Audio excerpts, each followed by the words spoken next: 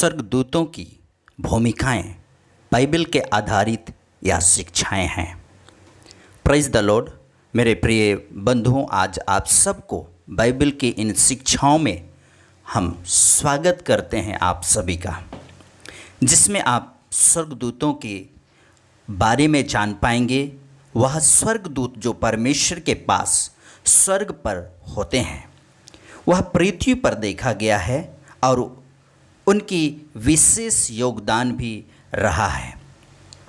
यह स्वर्गदूत किसी खास व्यक्ति या लोगों के लिए कार्य करते हुए देखा गया है जब वे कोई मुसीबत में हैं या कुछ खास काम है जो अलौकिक तरीक़ा से हुआ है, जिसको हम आज छोटी शब्दों में जान पाएंगे।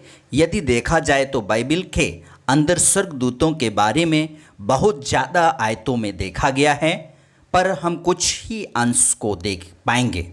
ऐसा कहा जाता है, समुद्र के अंदर गोता मारो तो पानी ही पानी जान पड़ती है, पर पानी के अंदर ढूंढो तो सोने की खान नज़र आती है। कहने का मतलब यह है, देखो तो बाइबल एक पुस्तक है, पढ़े तो यह भविष्य का बखान है। अब आइए मेरे मित्रों, हमारे विषय पर चलते हैं। स्वर्गदूतों की महत्वपूर्ण भूमिकाएं। निर्गमन की पुस्तक अध्याय 14:1-19। इस्राएली जब मिस्र देश में गुलाम की दशा पर काफ़ी तकलीफ में जीवन यापन कर रहे थे, उसी दौरान मूसा और हारून के माध्यम से परमेश्वर बड़े बड़े चमत्कार करके मिस्र देश के राजा को विवश कर दिया, जिसके वजह से उन लाखों के तादाद पर, क्या छोटे क्या बड़े, क्या बुजुर्ग और सभी तरह के पशु पक्षी को मूसा की अगुवाई पर मिस्र देश के राजा ने छोड़ देने के लिए मजबूर हो गया और इस्राएली निकलकर लाल समुद्र को परमेश्वर सुखाकर रास्ता बना दिया और सभी लोग पार होने लगे कि मिस्र के सैनिक राजा के आदेश के अनुसार उनके पीछे हो लेते हैं कि उनको जाने ना दें,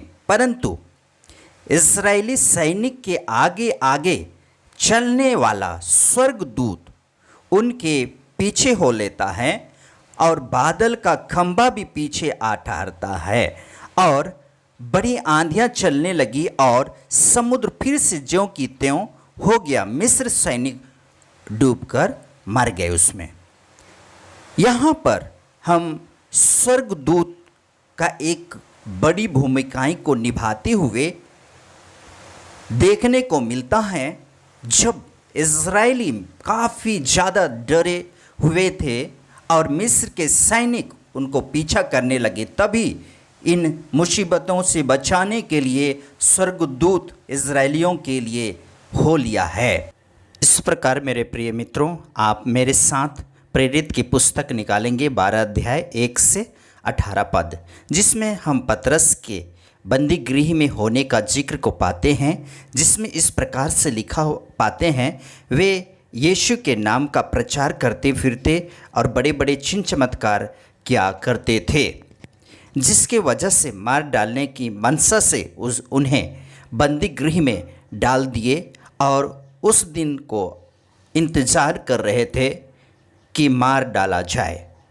परंतु बाइबल बतलाती है, मनुष्य की शक्ति से बढ़कर कलीसिया असहाय होकर भी पूरी कलीसिया के लोग एकचित्त होकर कि प्रभु यीशु से प्रार्थना करने लगे कि पतरस को बंदीगृह से निकाले, और परमेश्वर अपने स्वर्गदूतों को बंदीगृह में भेजकर पतरस को जंजीरों से बंधे हुए सिपाहियों के कड़ी पहरे होने पर भी स्वर्गदूत निकाल ले जाता है।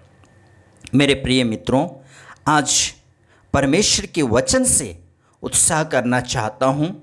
हमारे शक्तियों से परे एक और शक्ति है जिसको हम अदृश्य शक्ति कहते हैं, जो हमारे प्रार्थनाओं का असर कई बार हमें दिखाई नहीं देता है, पर परमेश्वर स्वर्गदूतों को भेजकर हमारे साथ होकर युद्ध करता है। मेरे प्रिय मित्रों, बाइबल बतलाती है परमेश्वर हमको कभी नहीं छोड़ता है, चाहे जन्म दिए माता पिता छोड़ दें। कई बार ऐसा होता है, कुछ विषय के लिए कई सालों से प्रार्थना कर रहे होंगे पर उसका प्रतिफल नहीं दिखाई दिया। इस प्रकार क्या करें? क्या परमेश्वर नहीं सुनता है? नहीं मेरे मित्रों, वह भला परमेश्वर है, भलाई करने जानता है। हर समय उसके किए उपकारों को स्मरण करके धन्यवाद करें। वह अपने समय पर स्वर्गदूतों को भेजकर पूरा करेगा, जो हमारे लिए अद्भुत होगा, खुशियों की बारिश होगी।